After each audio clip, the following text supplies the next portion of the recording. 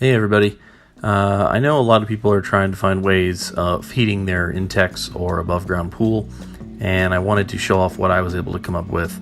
I know a lot of people use propane tanks and cheap solar kits that you can find online, but you definitely go through the tank pretty quickly if you're using propane.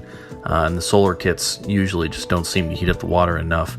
But while this may not be the cheapest way, it is, in my opinion, a longer lasting solution that you don't have to refill a tank every day or two. So this is an EcoSmart tankless 11 kilowatt electric spa heater. I got it on Home Depot. It costs about $4.75, which again isn't the cheapest, but it has a lot of features that makes it perfect for this application.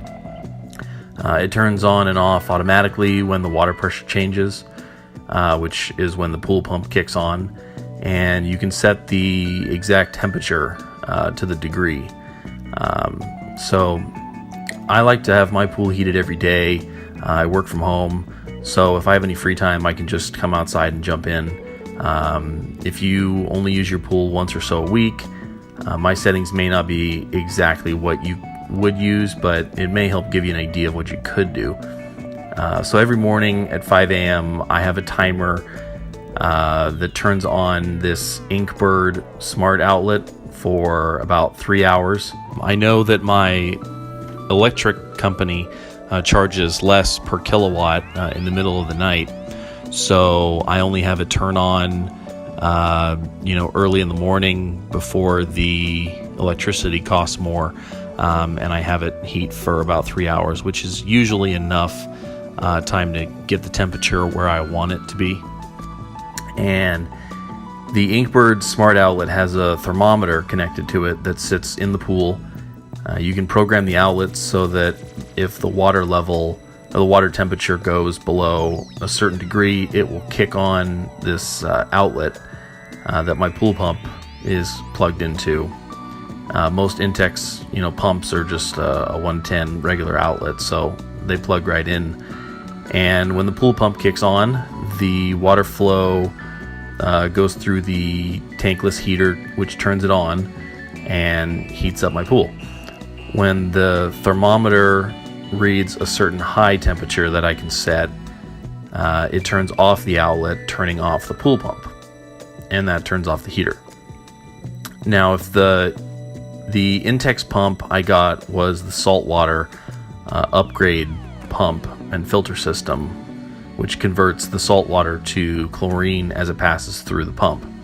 You don't want it to be on this mode because the high level of chlorine passing through the water heater can damage the components. So I changed the pump to filter only and not create chlorine, so it will run as long as needed until the water temperature is what I need. Usually if you have it creating chlorine, it'll only turn on for an hour or two, or whatever you set it to. But if you set it to filter only, as long as it's got power, it'll stay on until, which is perfect for heating the water. When I do have to add chlorine, I created this bypass valve that skips the heater and just goes right into the pool. So the high chlorine won't go through the heater. And, again, I only have to do this once a week or so. So I think this was a perfect solution so that I don't, damage the heater at all. I hope this isn't too confusing. Let me know if you have any questions. My electric bill definitely went up a few $100s when I first heated the pool up. It runs off 220 or 210 or whatever it is, 220 volt. I had an electrician come in and wire it in. But after that, it's, $50 to $100 a month to keep it up to temp. Again, it's not the cheapest solution, but if you have a pool, you're dealing with a lot of water, and if you don't have solar, this really is a good solution. If you don't want to fiddle with solar heaters that just don't really get the water heated up, and you want guaranteed hot water, guaranteed heated pool, this could be a good idea for you. So Let me know if you have any questions, and good luck.